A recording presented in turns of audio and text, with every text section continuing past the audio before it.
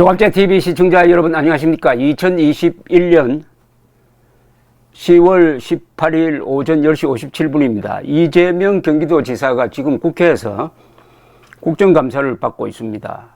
이재명 지사의 발언은 그 사람이 무고 전문가라는 요점을 잊지 않고 해독을 해야 속아 넘어가지 않습니다. 이 사람이 무고 전문가일 뿐만 아니라 검사 사칭 공범입니다. 음주운전, 그리고 특수공무집행방해. 특수공무집행방해를 줄여서 말하면 깽판 친다는 이야기입니다. 그것도 공무원을 상대로 깽판 친다는 겁니다. 음주운전 그 알코올 농도가 면허 취소 수준이었습니다. 그런데 이 전과사범보다 더 중대한 문제는 사과를 하지 않습니다. 잘못했다고 이야기를 하지 않습니다. 전과사범에 대한 진정한 해명이나 사과가 없습니다.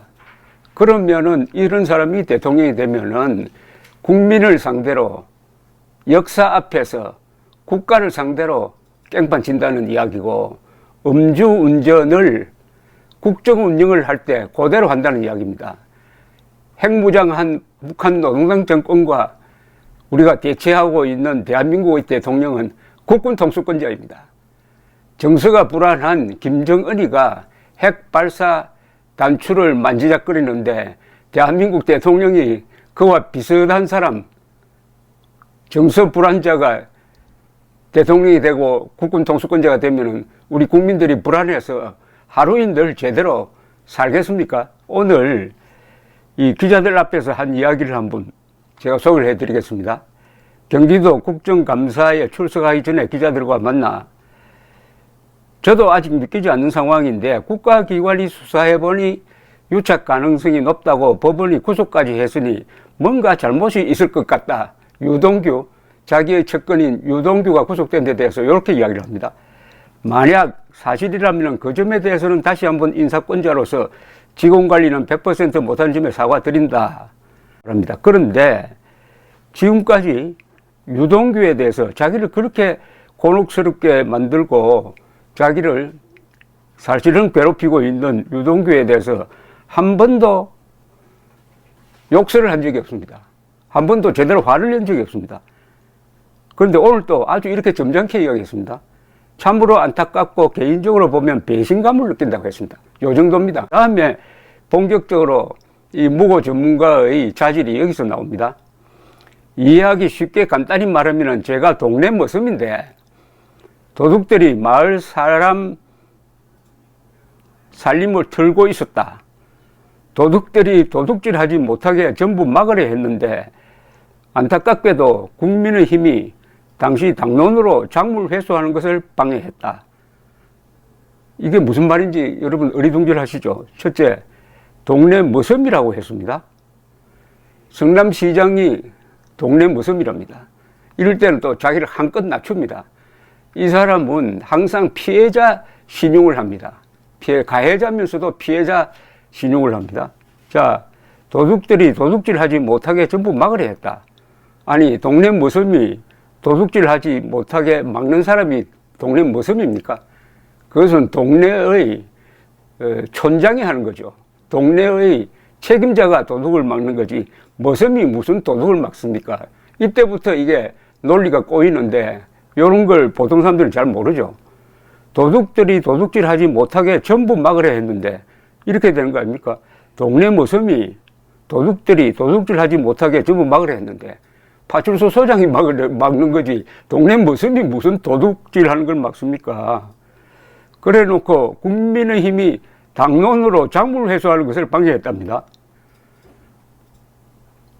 초과 이익 환수 조항만 넣었으면 모든 게 끝났습니다. 초과 이익 환수 조항이야말로 도둑들이 도둑질하지 못하게 막는 구체적인 방법이죠. 그런데 그 조항을 빼도록 해놓고 국민의힘이 막았답니다. 당론으로 작물 회수하는 것을 방해했답니다. 이런 오리발이 어디 있습니까? 모든 이 수사의 핵심은 그러니까 이재명의 운명을 결정하는 건데 이재명이 앞으로 대통령 후보로 정식 등록할 수 있느냐 여부는 어디에 달려 있느냐. 왜 초과 환수 조항을 왜 뺐느냐. 그게 들어가 있었으면은 민간업자들이 11만 %, 1100배의 폭리를 보지 않도록 할 수가 있었어요. 그걸 누가 막았습니까? 초과 환수 조항 넣지 말라고 국민의힘이 압력을 행사한 흔적이 있습니까? 누가 했느냐 이거예요. 그래 놓고 뭐라고 했느냐. 국민의힘이 당론으로 작물 회수하는 것을 방해했다. 국민의힘이 당론으로 의원총회를 열어가지고 초과 환수 조항 넣지 말라고 한 적이 있느냐 이겁니다. 제가 70% 또는 절반밖에 회수하지 못한, 절반의 성공밖에 하지 못한 게 이 사건 본질이다. 나중에 보니까 그 작물을 도둑들을 도와준 사람들이 나누어 가졌더라라는 게 지금 드러났다. 도둑들을 도와준 사람들이 나누어 가졌다? 지금 나누어 가진 사람 누굽니까? 유동규 아닙니까?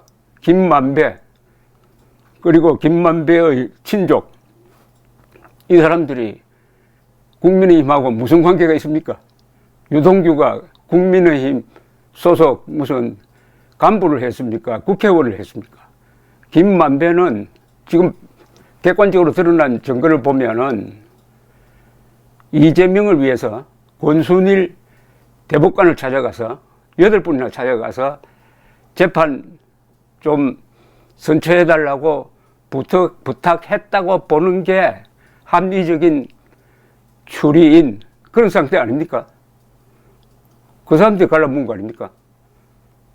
김만배와 그 사람들, 거기에 유동규도 슬쩍 끼어가지고 지금 검찰의 구속영장 청구 요지에 의하면은 유동규는 지금 특정경제범죄가중처벌법상의 배임입니다. 왜냐하면 배임 액수가 50억을 넘을 경우에는 무기징역 선고도 할 수가 있습니다.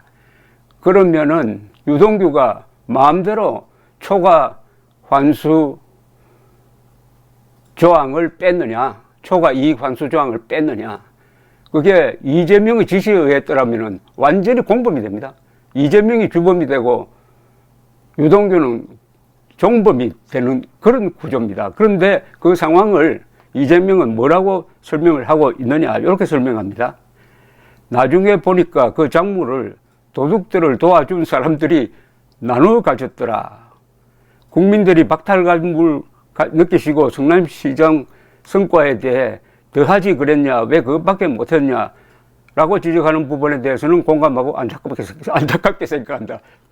왜 계속 성남시장 했으면 좋았을 텐데 사람들이 권유해서 그것을 받아들이지 못한 게 미안하다고 하니까, 어쨌든 이 말이 결국 자기 눈을 찌르는 겁니다. 도둑에 비교해서요. 대장동 사업이 도둑판이라는 겁니다. 그럼 도둑판을 벌려준 사람이 누굽니까? 이재명 아닙니까? 그러니까 원희룡 전 제주지사의 말이 딱 맞습니다. 도적대의 수괴다. 오늘 이재명은 자기 입으로 도적대의 수괴라고 그랬습니다.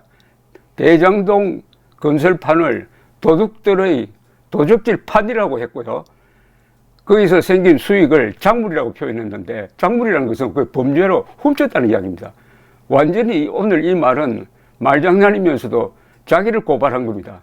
내가 도적대의 수괴라는 것을 자백한 겁니다. 모르죠. 이 국회 문답 과정에서 야당 국민의힘이 얼마나 날카롭게 추궁할지 한번 더 지켜보고 말씀드리겠습니다. 감사합니다.